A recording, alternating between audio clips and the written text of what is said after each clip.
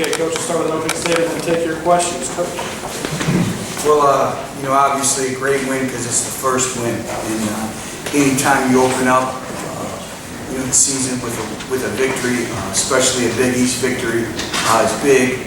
Rivalry game, trophy game. So obviously that's great. But that's just one game. We're still lacking experience. We're still young.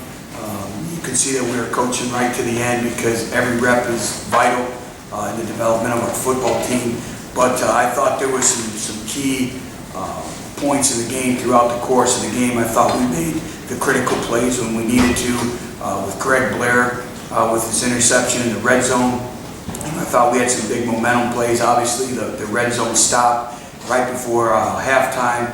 And then, obviously Munchie's run, the change field position, change everything. And then also, you're on the 1-inch yard line and we throw it up and Kimbrell Tompkins goes up like a senior should and make a great football play.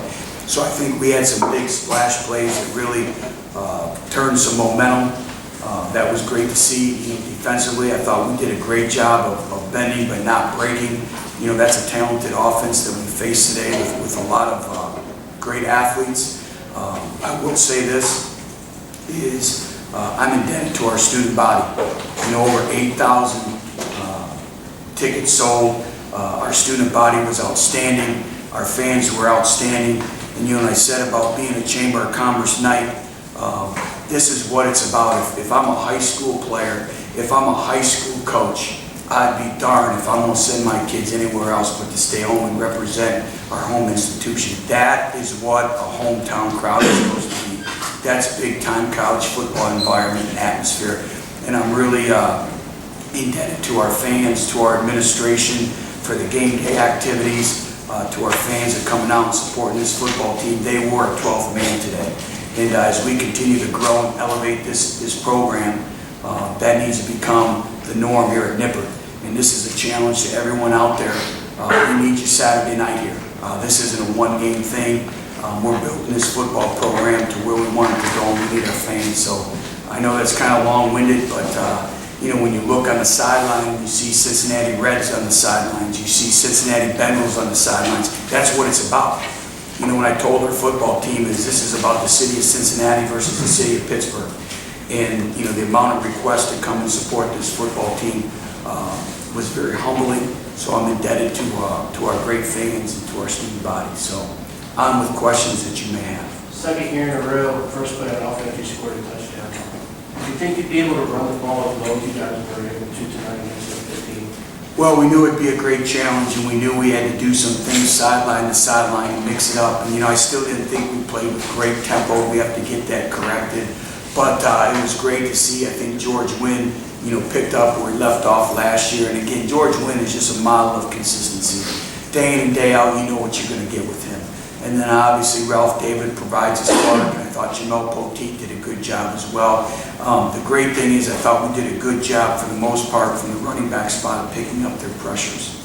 What kind of lift did that give you when George did that on the first play? I mean, like you said, it lifted up the whole team on the side. Well, I think obviously it was a great energy boost, to our fans, to everyone. So anytime, you score a big splash play, a big run, obviously those are momentum type plays. So I thought that was a great way to get started and really get some energy going.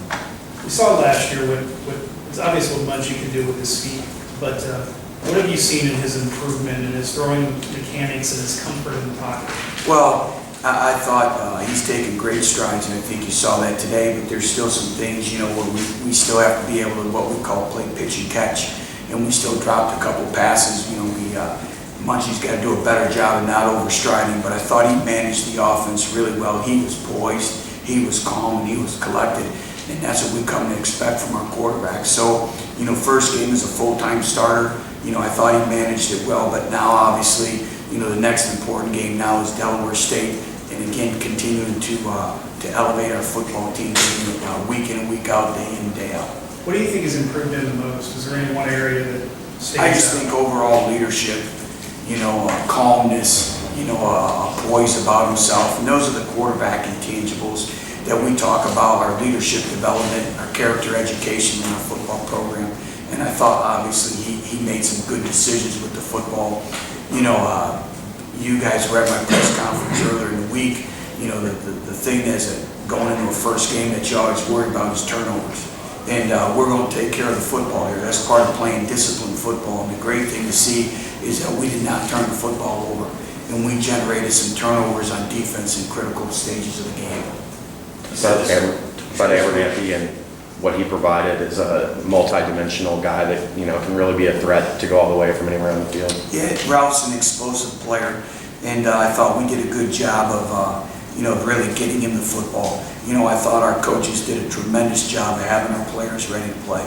You know, I thought they did a great job in all phases. You know, there's still things we need to obviously get cleaned up and get corrected from the first game. But, you know, hats off to our coaches. I thought our coaches did a tremendous job of getting our team ready to play.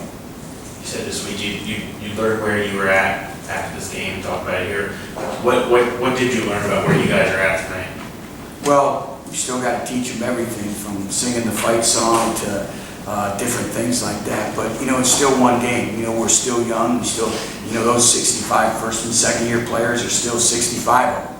You know, and it's a, you know, it's a process. You know, it's like Trenier Orr. He's Crampton, and he tries to play through the play, and he doesn't cover his guy. They just go down, and we'll get somebody else. And, you know, those are all the things. Those are all correctable moments. Those are teachable moments that we have to continue to teach. But, you know, I liked our preparation, if anything, is if you have a great week of preparation, that gives you an opportunity to have success on game day. And I think that was a great point to our players. But for a coach not knowing what to expect, when you said over and over when the lights go on, you couldn't have had it work out any better, could you? Well, you know, I still think of some things that did go wrong. I guess as coaches, you're perfectionists. But it was great to see, like I said, it was great to see the maturity of our older players really shine through and really try to lead and take ownership in our football program. And I guess that's the greatest thing.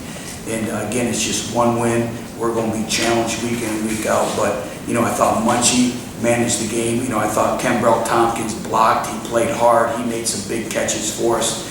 That was great to see. We have to get some things ironed out in the special teams game. But overall, I'm very pleased but not satisfied. Talk about the play of your interior defensive line and linebackers against this Pitt. Well, they were challenged, and you know, I can't say enough. You talk about loyalty, John Williams.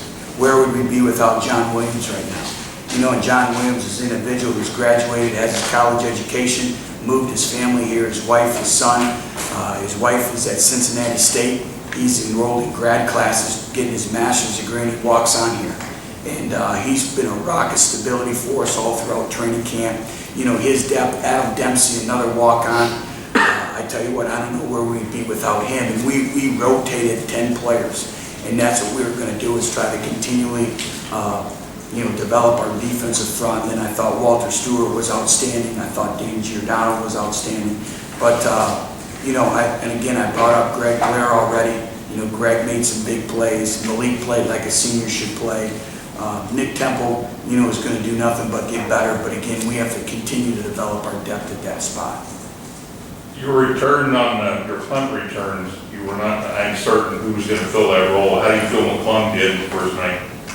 You know, I thought he did well. You know, I'll see more on the film. He had the big return at the end, but we have to become more consistent there. And usually the byproduct of a big return on punt return is winning up front, winning your one-on-one matchup. So we'll go back and we'll evaluate that. We'll continue to develop Trenier Orr, Danny Milligan there as well. But, you know, we caught the football and we advanced the ball. And all we ask for our punt return team is 1 first down, and that's 10 yards. So, you know, I thought Anthony did a good job that way.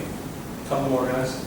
Coach, can you speak to your guys' ability to get pressure on the quarterback tonight? I think he had 6, and 2 or 3 of those were just absolute drive killers for Pitt in real situations. Yeah, and that's critical. You know, Tino's a good quarterback, and we had to impact the quarterback, and he's got a talented group of wide receivers around him. They have good team speed, so we knew we had to get to him.